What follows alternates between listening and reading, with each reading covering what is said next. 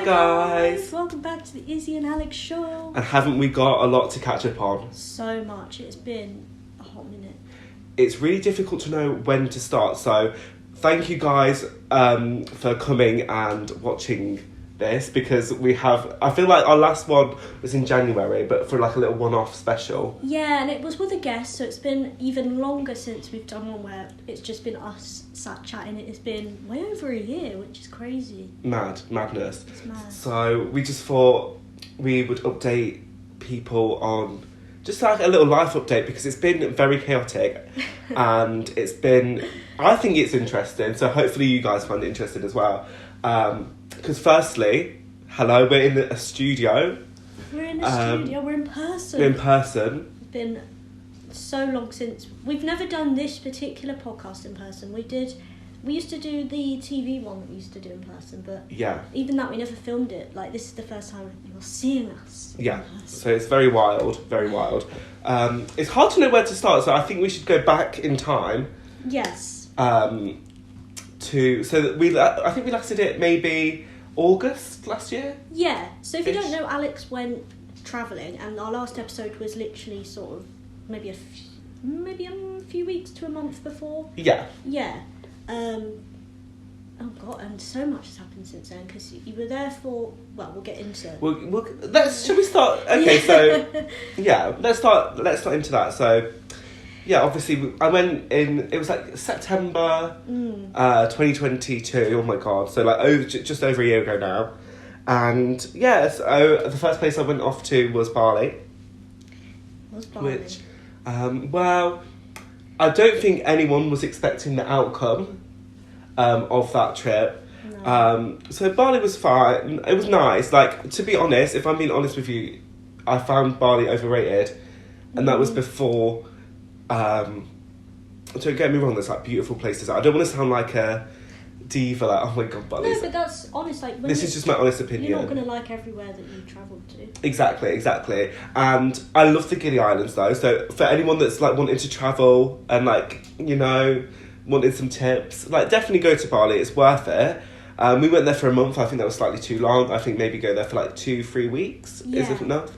3 weeks if you go to the Gili Islands, and I would recommend going there because it was really nice. Yeah. So that's my like travel side, like, analysis of it. And we might do a whole separate episode on that, because there's like, you could talk so much about all the places you went to, what you liked about some, what you didn't like about some. Like, that could be a whole episode in itself. We were thinking of doing so. Yeah, so if you're interested, comment below.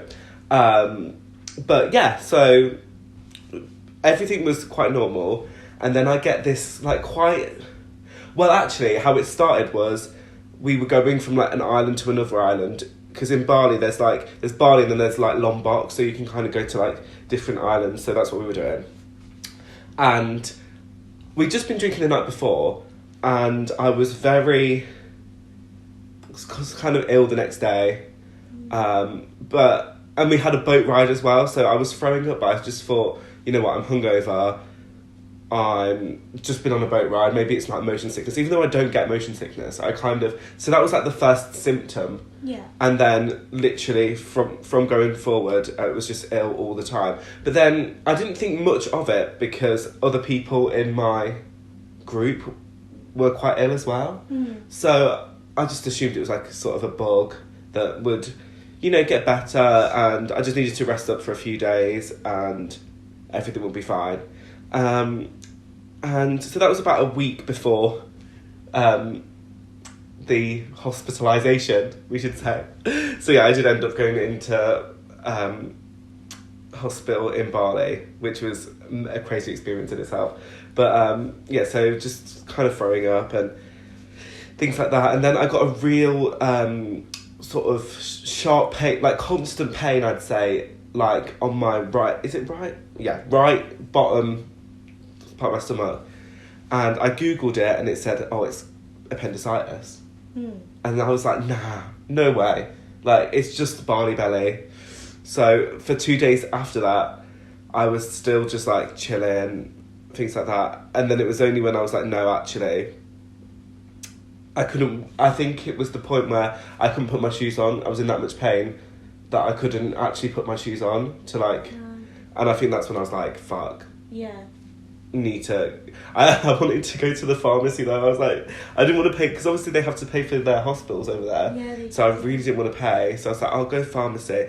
And the people that I was travelling with were like, no, we'll at least go and see a like doctor, because there's like a little doctor, so like there's not like a, you know, like how it is here, like you go and see your GP before you go to like A&E. So I did that, and then they were like, yeah, it's appendicitis. So I was like, great. Went to the hospital. They said it was appendicitis. But the weird thing about appendicitis is they can't actually like detect it that well. Really? Yeah, so most surgery is kind of... I don't know if this is the case in England, but in Bali, the case was that they see if you've got like white blood cells. I can't remember. They check your blood anyway to see if you've got an infection. Right. I don't know. They did tell me at the time, but it was like a year ago now, so I've kind of forgotten. But they check your blood to see if it's like infected. And then they like literally jab around, and if you're in pain, then they just assume based on where the pain is and based on the fact that you've got an infection that it's appendicitis. Really? So like that's literally how they do that's how they did the test for me. I don't know. Any doctors, please do. Yeah. Let me know, because I genuinely don't know if that's the norm, but I think it's quite hard to test, because also you don't want to do a scan, because that will delay the process even longer, and if it's appendicitis, and you don't need your appendix, so it can just kind of be removed. But it turned out it was appendicitis anyway, so and it had actually been ruptured for a week. So when I first started to throw up, that's probably when the appendix got ruptured. So it was I'm very lucky to be alive, basically, because it was appendicitis surgery. As like many of you who've probably been through it, it's usually very easy. Sometimes it can just be a keyhole surgery. Yeah. But mine, so I didn't know really what to expect. They told me it would be like 2 hours, and it'd be a really simple procedure. So I had anaesthetic for like 2 hours. That ended up being 6 hour, because they didn't realise it had ruptured, so they couldn't get the appendix out the way that they planned. So I've got 2 scars now based on that. One scar healed like really quickly, one scar took ages to heal, but we'll get onto that a bit later. But yeah, so I actually ended up, because I'd only had the anaesthetic for 2 hours, I ended up waking up after 2 hours, and I could feel it. Like, it didn't hurt, but all I can say, it was like people were like playing around with my organs, like like squish, like a squishy. It was like squishy. Yeah. It didn't hurt. It wasn't painful, but I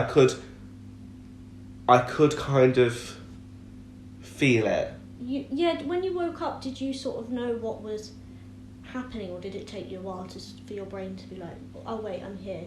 No, I knew exactly what was happening, to be honest. Yeah. But I think in that situation it was worse for the people waiting outside, because they told me straight away. They were like, oh, there's been some, not complications, but they were just like, it will need to do the surgery longer to get... So I was informed, but the people waiting outside weren't informed. So for them, it was like, oh, it was meant to be a 2 hour surgery.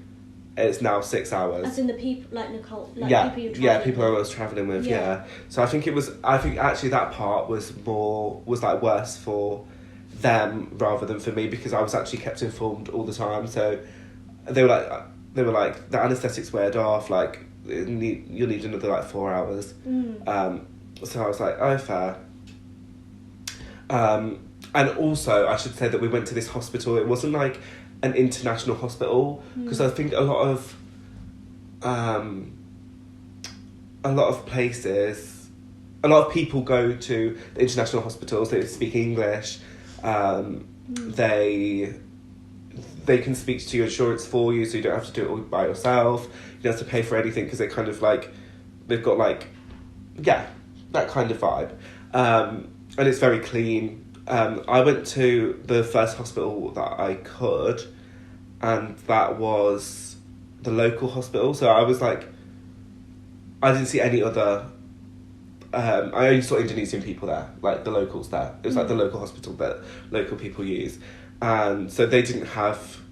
I had to sort the insurance out kind of myself. So I already had travel insurance, and I should say, if you ever go on holiday, I got all my money back. Yeah. I couldn't. They were great. I got everything back. So if you're going travelling, please get travel insurance. Like, I know it's a lot of money, but it's worth saving. It's worth like going 6 months later and saving up just for travel insurance, because you never know. Like appendicitis, that's not you being careless. That's not you like, you know, like, because people always say like, oh well, I'm not gonna like skydive, or I'm not gonna like do anything dangerous, but low key. Appendicitis, that's not you being dangerous or you... No, it can literally just happen to anyone. Yeah. That's what's scary about it. Yeah. Yeah. Exactly, so... And it's just not worth it. Like, if I had to pay all that money... Like, I think in total it cost like $5,000. Mm-hmm.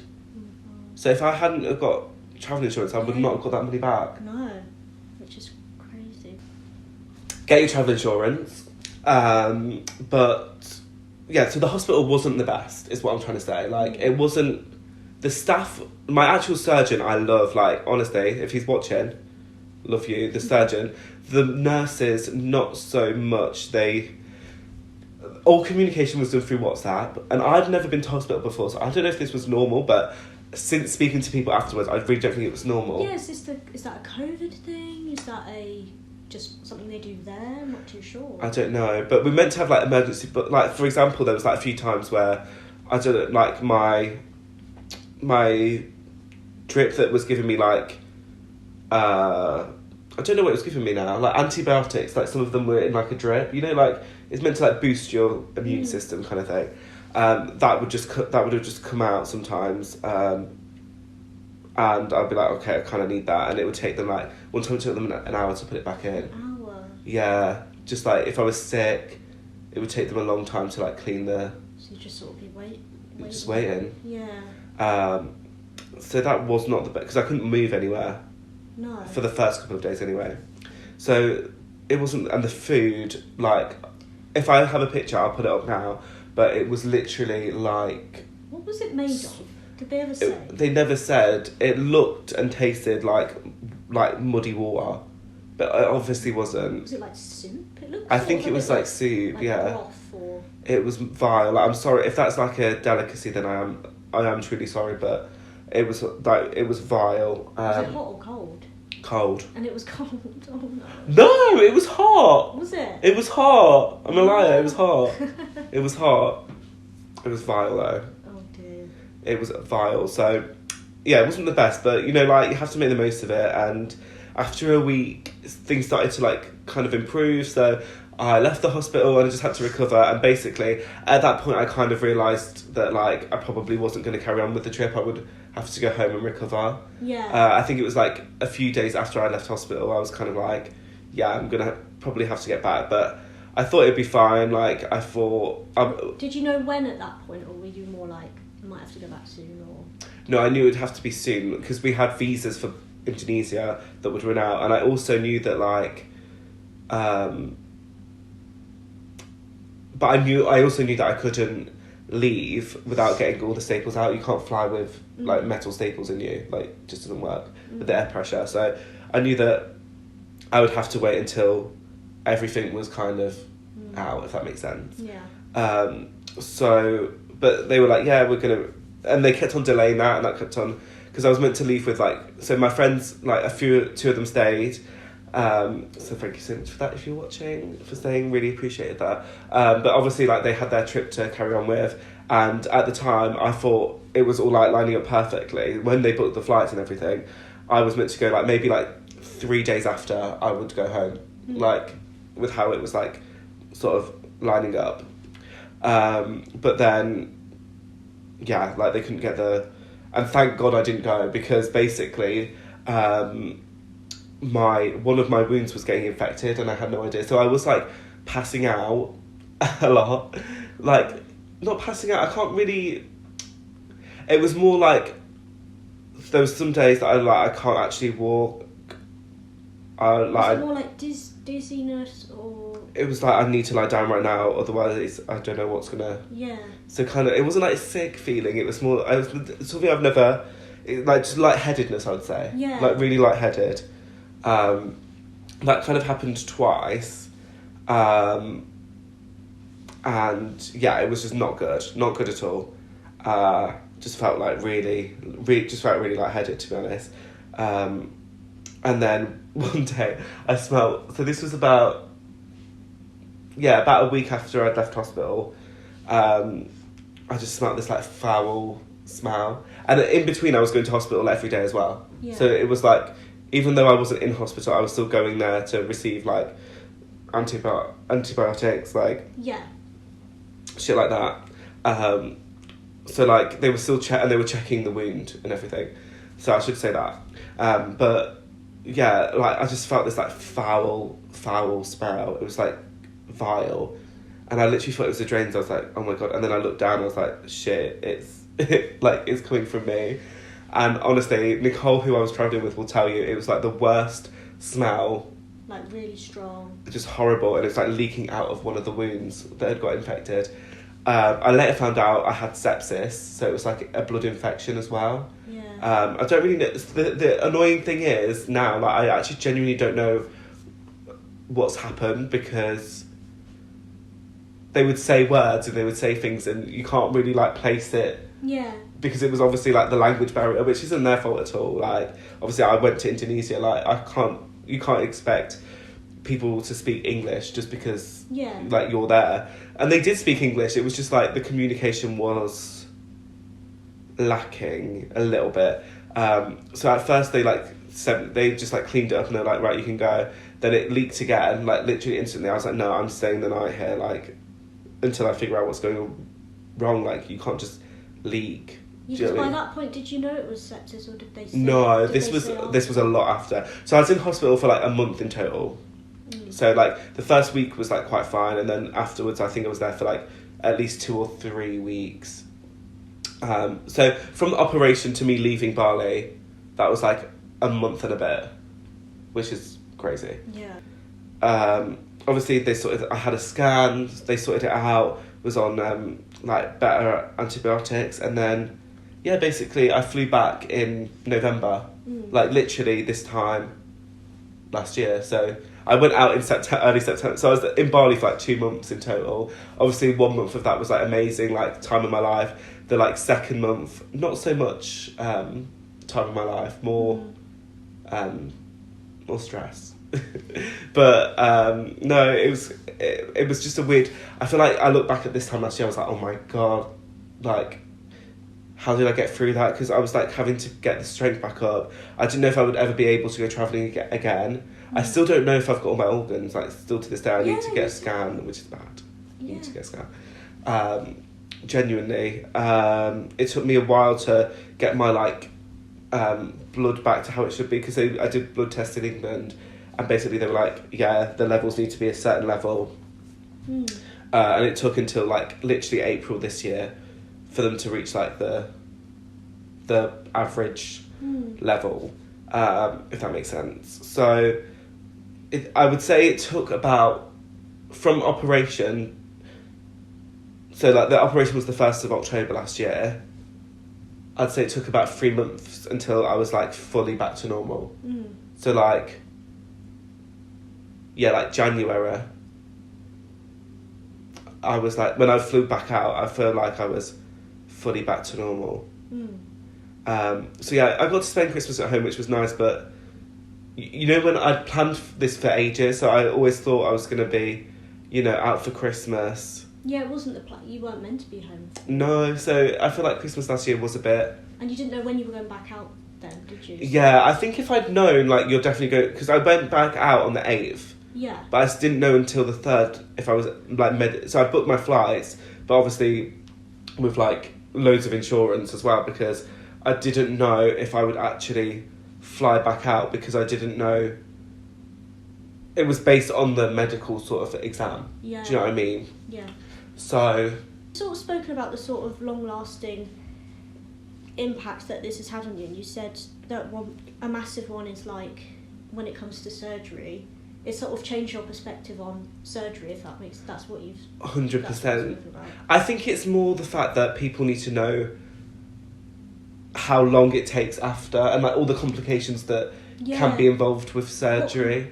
Every possibility. And I get that some people, like, it is for their mental health, like they need a nose job to feel better, or, you know, like, without it, it's just like a big insecurity. But I do think that everyone should be told, like, it basically does take about 3 months until your life is, well, anything stomach based. That's all I can go off. I can't really go off nose jobs because I didn't get one.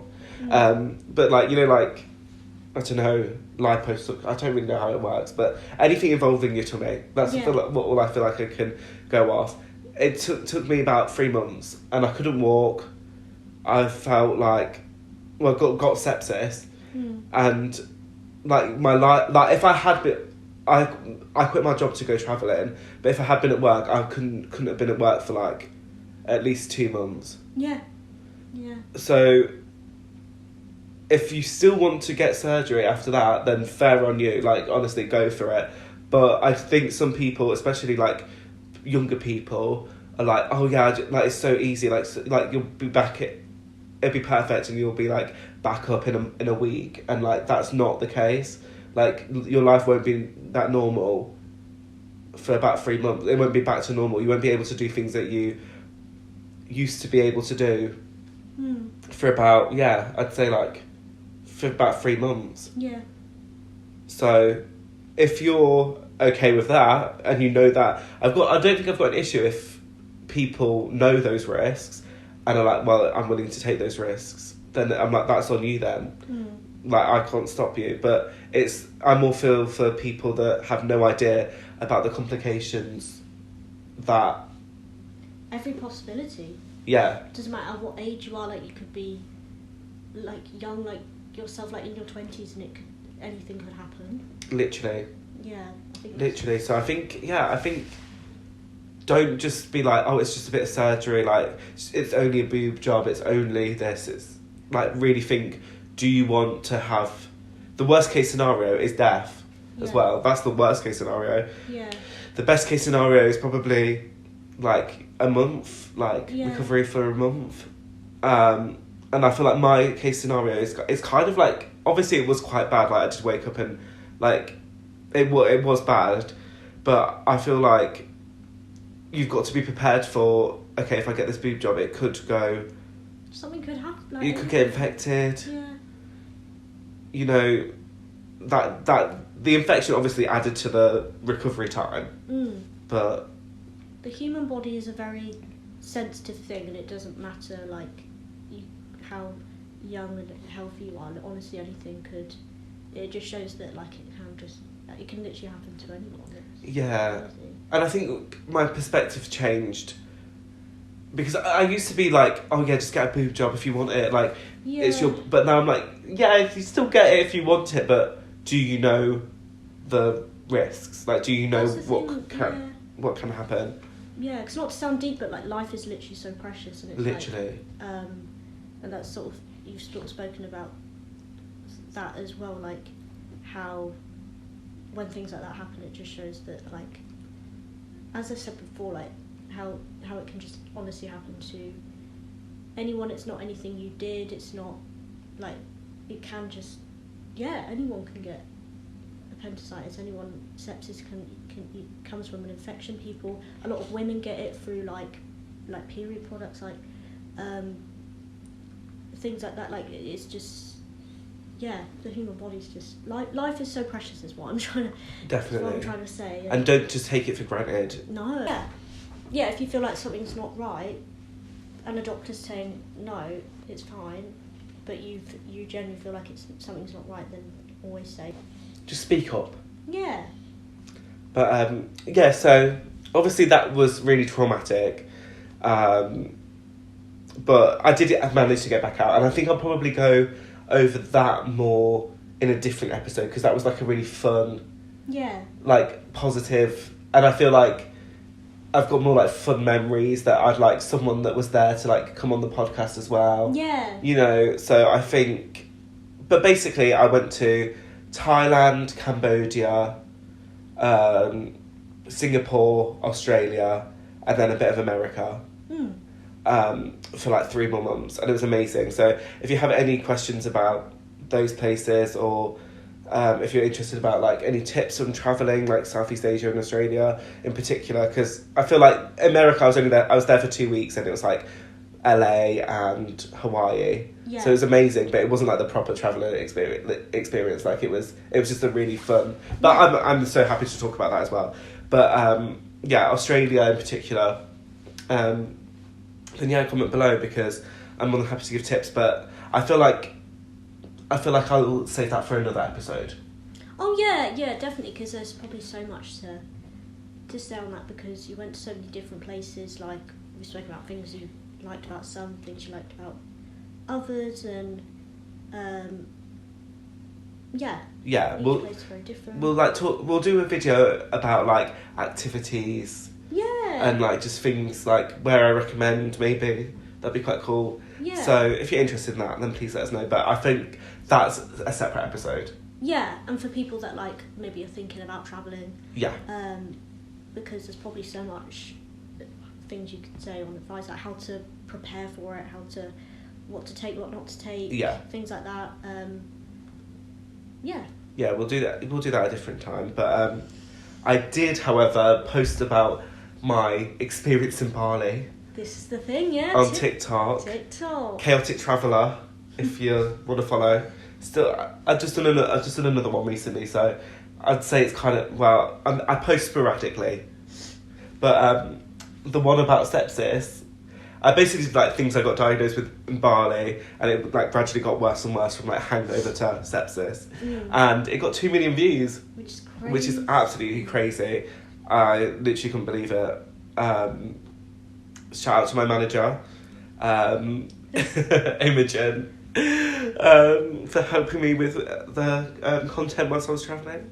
But yeah, it was just crazy. It's mad, isn't it? Yeah. Yeah, so when you posted, so when you went to do that, you're like, oh, I'll just make a fun silly little video, and then you posted it, and then you said it was a case of like it sort of gradually. It was really gradual. I think it was like a month. Yeah. From like posting until 1 million. Yeah. And I feel like it got like 10,000 in its like first maybe week, maybe a little bit shorter than that, like maybe like 5 days. And I was like, oh, that's really good. And then I remember it was on like 20,000 for ages, like literally ages. It was on like around 20,000. I was like, oh, it won't go up anymore. And then suddenly it was like, it just was like more and more and more and more. And then it got to 1 million quite fast after we went past 20,000 mark. It went to 1 million really quick. And then it took like, let's say it took like another month for it to go to like 2. So yeah, it took a while. Yeah, it's crazy. But it's mad. Little TikTok now. Yeah, I can't believe it. Never thought that would happen. So I feel like everyone who has TikTok now was like, no, I'm never going to get it. I was like, I'm never going to get TikTok. I literally never thought I would. No, never thought I'd post to it. But you're a little TikTok star as well. Am I? Yeah. It's really hard to be consistent with it. Like I go through phases where I'll post really consistently, and then phases where I don't post for ages, and then did a bit in lockdown, and then but they were mainly just sort of the silly. Well, that's kind of what was trending at the time, like the silly sounds and like the dances. Yeah. But now I sort of do a little bit more. Sometimes do like mixture of things, like days in the life, little news updates, because I do journalism. So I was like, I thought I'd bring that to TikToks. That's good practice as well. For like journalism writing, so I was like writing it out beforehand. Do a little bit on there, but I need to be more consistent with it, because that is like the trick with it, I suppose. Isn't it? Yeah. Like people post loads. I can't find the time. And it is so random though. That's the thing. Oh, it's so random. It is so random. Like, you can post one video that you think that's gonna do really well, and then post another random video that like took you 2 seconds, whereas the other one might take you ages, and it took you 2 seconds, and it will just like blow up. It's really random. It's mad, isn't it? Yeah. TikTok's crazy. Yeah, it's random. It's weird. It's so different to YouTube. Like I feel like it's so much. The reach you can get on there, to get 2 million on YouTube is like probably 1 million times harder. Oh, 100%. I don't know. Because it's not forced like your For You page isn't. Yeah, I think that's what it is. It plays as well, so you're like, if you're a bit interested, then you'll just stay and watch it. Whereas on YouTube, you have to literally do an action, like you have to click. Yeah. So TikTok's mad. It is. Maybe we'll do another episode on TikTok. Yeah, because we've sort of both done a bit now. Yeah. So it's like, yeah, we probably could. Yeah. Let's do it. Yeah, we could do a bit of that. But yeah, so I came back in like April. Yeah.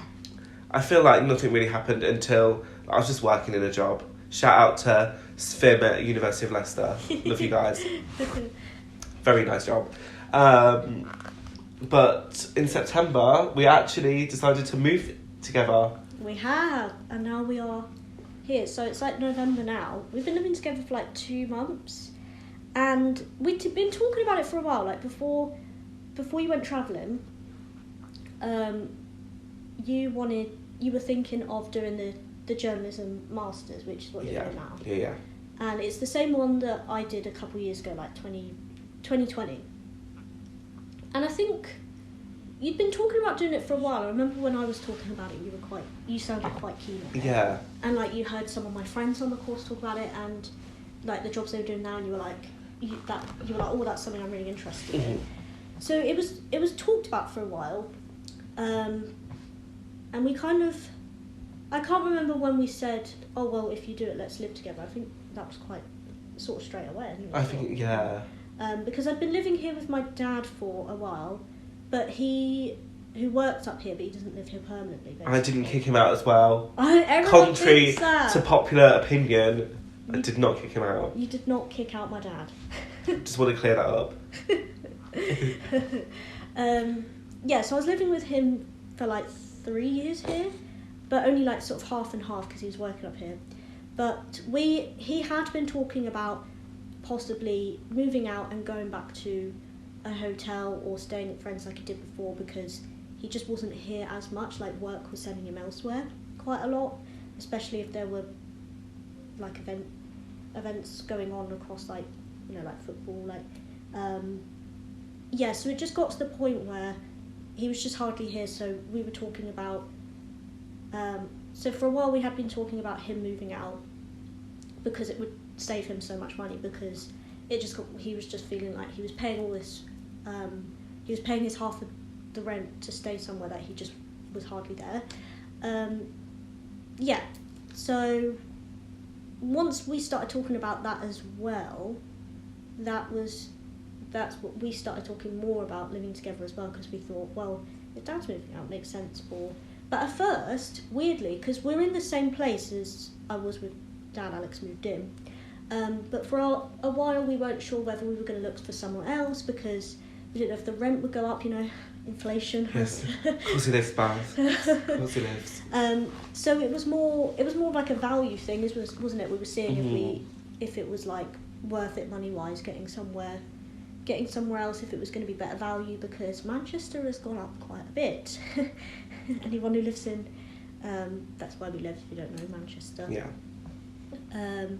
Yeah, it has gone up quite a lot. So we had a little look at like other places, but we just couldn't find anywhere that was better value, did we? And like we wanted to be where we are now. We're so near to uni and work that it was just sort of convenient for both of us as well. So so that's when we decided. So Alex did apply for the course, did the interview, got on the course, and then we were like, right, we're just going to stay here. And then you moved in. It all happened like, even though we talked about it for ages, for probably well over a year or two, like before you went travelling. Mm-hmm. And even then, even when you went travelling, I was like, he might come back, and especially when you had to come back as well after being ill, because I thought, well, if he's having to like delay it a bit, he might end up staying out a bit longer. Yeah. So I thought that might be a possibility as well. So I'd say it was like, I guess definitely confirmed when, like after you got back and you like got on the course and we decided we were living here, and then you moved in and now we're here. It's been 2 months now. I know. It feels so, like, to be fair, it felt normal straight away. It did, weirdly normal. Like it's, we lived together before, if you don't know, like in first and second year of uni, undergrad uni. So I don't know if it's because we lived together before or because we're just like, we're just quite chilled, I suppose. Yeah. In terms of living, like, there's nothing in particular that we're like particularly, I don't know. Yeah, like, it's just so chill, basically. Yeah. It's just so chill. That's the only way I can describe it, like, when people are like, oh, is there anything that, like, annoys, do you get, we never really get No, we've not really. No, never. No. It's just been really nice. Yeah. And you've found someone? I did, yeah, since we've last recorded I managed to Managed to purchase.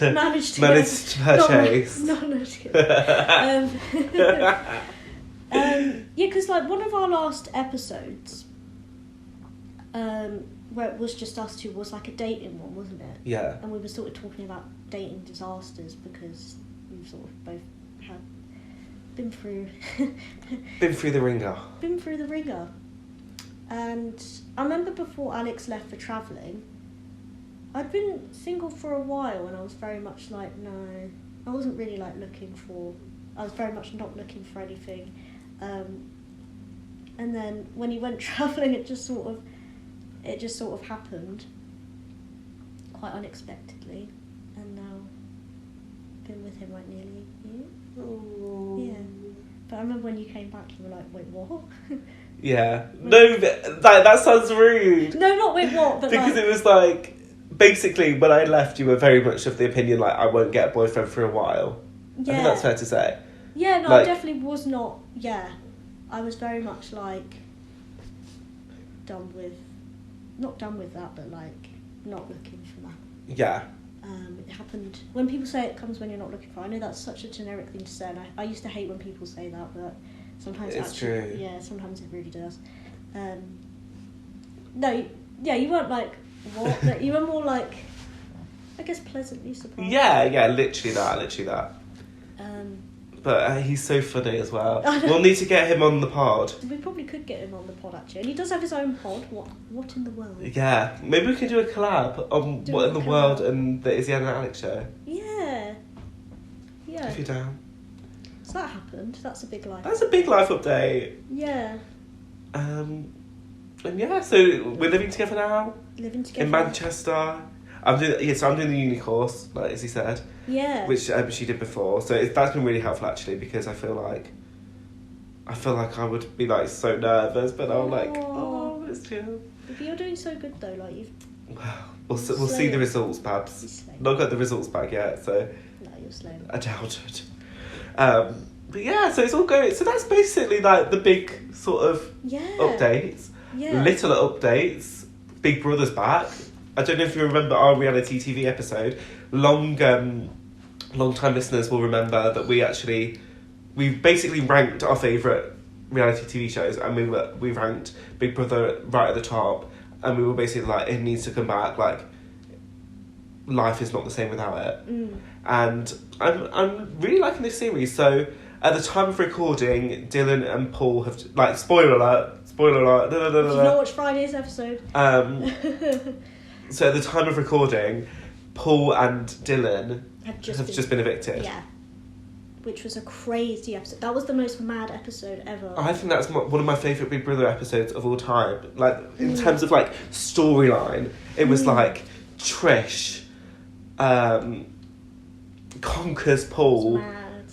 You know, like, calls him out for bullying, which, from what we've seen, obviously it is an edited show, but from what we've seen, he was definitely goading Noki, I would say. He was really trying to get a reaction. You can just... He kind of was acting a bit sort of like how Stephen Bear was a bit on the Celebrity. Yeah. Like trying to get a reaction out of people. But I think with him, I think Bear, like, kind of targeted everyone. Yeah, whereas Paul was particularly targeting...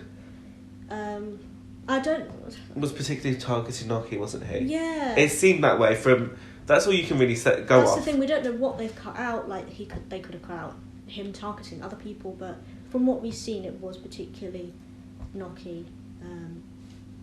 Yeah. but Trish definitely told him how it was. And then they, like, Paul and Dylan got booed, Trish and Nobby got cheered.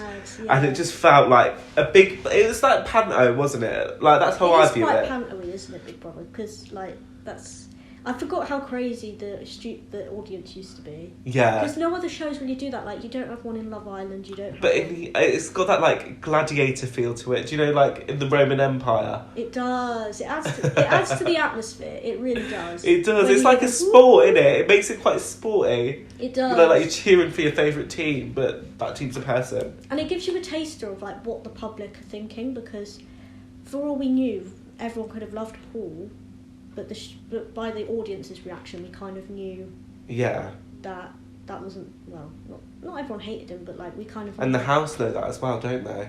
Yeah. Like, no other shows, like, they know exactly what the public... Like, Love Island kind of do it with the... Like, you know, them challenges where it's like... Yeah. But even then, it's not the same. It's like, boo. I think there should be crowds on Love Island. That would make it... It'd be hard to, like, fly all over them, wouldn't it? Yeah, true. That's what they do. They have a crowd for After Sun, but that's the thing. The late and live cast, or what is like... As in what bit on the side was that's now called late and live. That audience is actually quite tame, whereas... they've got to be though, I think. I think they signed something. Yeah, whereas it's like the stage audience, isn't it, that are crazy. I can't imagine what it's like actually being there. I'd love to go. Yeah. Yeah, I love it. Yeah. But yeah, I can't believe Big Brother's back. So that's what we've been watching mainly at the minute. Because we watch... That's like the main TV we watch. I wouldn't say we're always watching TV. Like no. We don't watch that. It's mainly Big Brother. Big Brother and Strictly. Because you know we love Strictly. Yeah. We'll definitely do like maybe like a review this year. I don't know. Maybe we'll do final or something. Yeah, we'll do something for it. Yeah. But who's your favourite? I really like... I think Ellie's really... The people I look forward to watching most is... I really like Ellie because I think she's just got so much confidence, and I feel like she comes out every week and she's like, right, I'm slaying this, and she does. Like, I enjoy watching her for that. I do really like... I like Bobby because he's, like, funny and... But so if you haven't seen, spoiler alert, we're going to talk about the week that was after Halloween week. Yeah. We've just seen. Yeah. So the week before... Because it's at Blackpool next week when we're recording this. Potentially. So I think we're just about halfway. Yeah. Nearly. It's either going to be next week or the week after. Yeah, we don't know who's gone yet because the result show's not on yet. As in, like, so no spoilers of that. Yeah. But yeah, last night's was a crazy episode. Like, we had a really emotional dance from Annabelle. That deserved a 40. We were teary-eyed. We were so teary. That deserved it didn't get a 40. Bullshit. That's the best. That was the best. This is what I want to talk about, right? Because I feel like the judges' scoring this year has been very odd. Like, it's been very up and down. Like, there's been some dances where I'm like, that was really overscored, and then some that are really underscored. Like, and there's some that have got like 8s, and other people that have got 8s, and I'm like, they're not the same. Yeah. Do you know what I mean? There has been, and James Jordan has actually been really good about this. I do like his tweets. I do keep up with his tweets. And he has a little hello. Like, on their Hello YouTube channel, he like talks through like what he would have rated them. Yeah. So I like that. That's definitely worth the watch. If you miss, I would like him as a judge, to be fair. I think he'd be better than Anton. Because he's quite brutally honest. I feel like he'd be a bit like Craig. Yeah. But I do agree with a lot of his scoring. I hate to say it, but the judges' scoring this year has been really, really, really on and off. Like, there's some that have been... They keep overscoring or underscoring. I can't tell who they're favouring yet or who they're not. I think for me as well, it's like what you were saying earlier, like 2 people get 8, but you know that one's a lot worse than the other. Yeah, so they're doing a lot for the same. And I don't think they realise that, like, the diehards... I think if you're just a casual viewer, you don't really care. But I think the people that are fans of the show, like us two, like proper watch it every year, we want it to make sense. We want it to be like, oh yeah, they did worse. Yeah. Or like, we want the comments that they say to reflect their scores. And like, I think like last night, Anton was like, oh, it doesn't always matter if you get like the choreography right. like, as long as it was entertaining. I think he said that to Krishnan, and then literally to somebody else, he was like, no, it was so important, you must get the choreography right. I'm like, as a viewer, it's either one or the other. It can't be both. No. So I think I like it when it's like, when they really I don't think they're thinking that much about the scoring, because some of the dances are so obviously so much, one's much worse than the other, but they end up with like similar scores, and I'm like, that's the thing, we know it's a TV show, but it is also a ballroom and Latin competition. There are some things that like you wouldn't be that they've done on the TV show that you wouldn't be allowed to do in a yeah, you can't cartwheel in a jive, Leighton Williams. But no, I do like, no hate to Leighton. He's really good. He's really good, you have to say, but like, he's really, really good. You can't cartwheel in a jive. Mind you, that's more Nikita for the choreography, isn't it? That's the thing, we don't know what happens behind the scenes in terms of who picks what moves. We don't know if he could have easily been like, I'm going to do this, or Nikita could have said, no, you're doing this. Yeah. Like, we don't know whose decision it was. Could be someone who produces the show. Yeah. But I think he's so good he doesn't need to do it. I think we're almost complimenting him because he's so good he doesn't need to add all the flicks and tricks, because he's a star in his own right, in the sense of like he's focus more on the technique. Like, we don't need 100%. I think he overthinks it in the sense of like, right, I need to add some, people know I've got dance background, I need to add these flicks and tricks into it. But he don't. When he doesn't need to, because he's good enough to not have to do that. And it does add to the entertainment, I do get that, like, and it is a TV show. But it's boring now. But we're not in a ballroom and Latin competition. We want the ballroom Latin technique. I'm not interested in backflips. Maybe once or twice, but not in every dance. In a show dance, amazing. Yeah. In a couple's choice. Save it for couple's choice. Yeah. And show dances where you can get to do what you want. Or Charleston, you can do a lot of flicks and tricks in the Charleston as well. Like, there are, but a jive, no, get your jive right. So yeah. Yeah, so it's more, it's not even the fact that he's got dance background, it's more the fact that, like, he's making it too obvious that he does by adding all these flicks and tricks in, and it's like... Yeah, because his argument is, oh, I don't know any ballroom and Latin, but then just do the ballroom and Latin, don't do what you were taught, because he wasn't taught that on Strictly, he obviously knew that before. That's the thing, yeah, because you can't learn a backflip in a week. Exactly. Or 5 days, 4 days, whatever.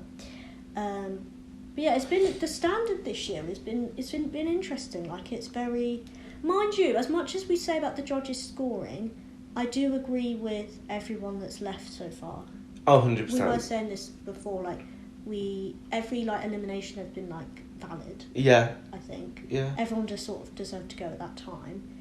Don't know what's going to happen tonight when we're recording this, but we shall see. I have a feeling a shock elimination is on it. Yeah. It's lurking.